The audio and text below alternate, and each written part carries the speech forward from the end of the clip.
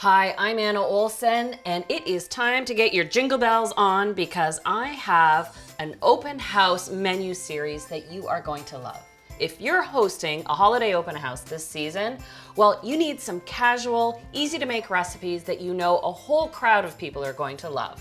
So you need to stay tuned because every week I've got new recipes coming your way right here on Oh Yum. Now I know you're ready to learn something new. This recipe is my roasted ham with roasted applesauce. Yes, the apples are roasted too. Okay, let me get into this recipe. I've got my applesauce looked after, so now it's time to get the ham in the oven.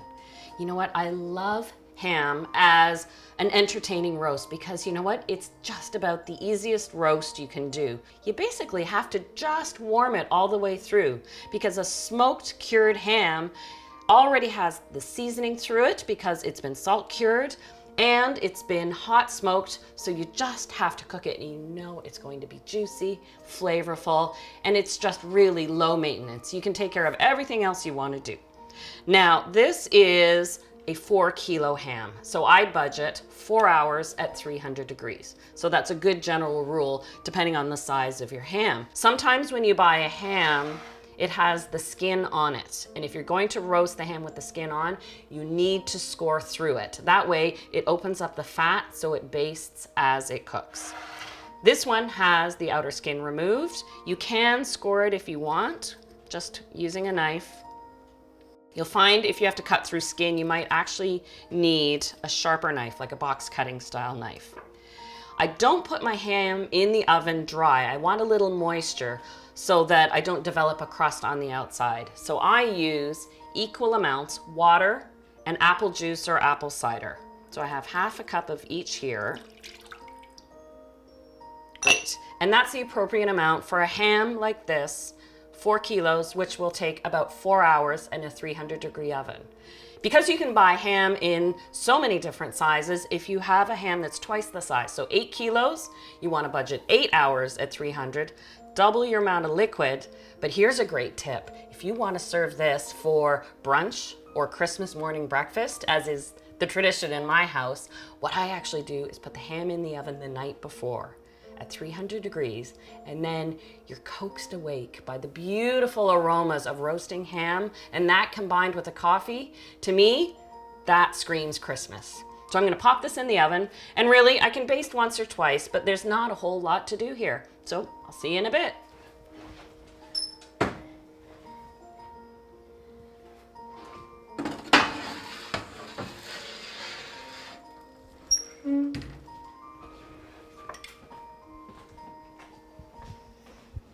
All right, I've pulled my ham out of the oven and I knew it was warm through because I used an instant read thermometer and checked that it was 170 right in the center.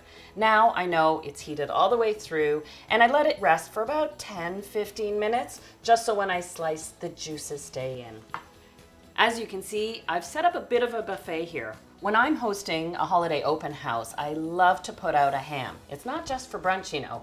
Because with the buns, an assortment of mustards, the applesauce, basically when people come to visit over the course of a few hours, I find you put out the carving knife, the fork, the plate, people know what to do. They slice off a piece of ham, they make their own sandwich, this big, whatever you want. It just keeps it really simple. Now I'll move my ham to my cutting board.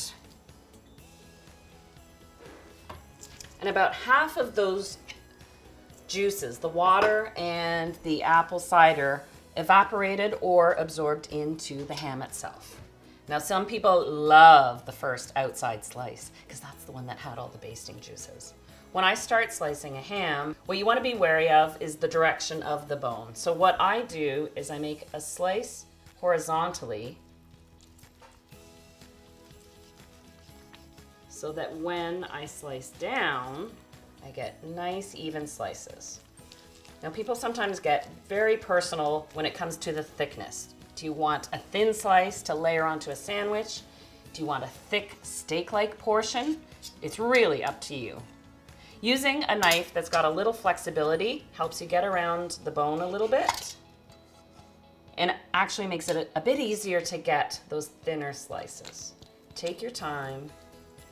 Just draw back and forth. I do try and avoid using a bread knife with a serrated edge when I carve the ham, because you'll actually find you get this sort of curved line through the ham as you're carving it.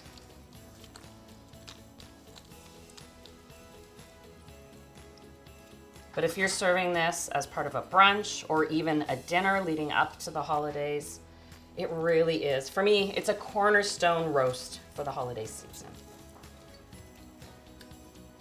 And whatever you do, do not throw away that ham bone. There's so much flavor built into that. You throw that in a pot with some vegetables and a handful of barley, and you make yourself a delicious ham and barley soup. And all the trim left over from the ham gets tossed into that soup. And there we go. This is exactly how I like to present the buffet. So I have some ham already sliced for those who don't want to jump in and carve their own, but then the roast stays here so everybody can help themselves. It's pretty self-explanatory. Oh, and it smells incredible. I'm feeling festive because I have a ham and you know I'm about to make a giant sandwich. I'm so glad you joined me for one of my favorite holiday open house recipes, and I do get ready for an open house by preparing tons of dishes, so you want to make sure you come back and see my other fantastic festive recipes.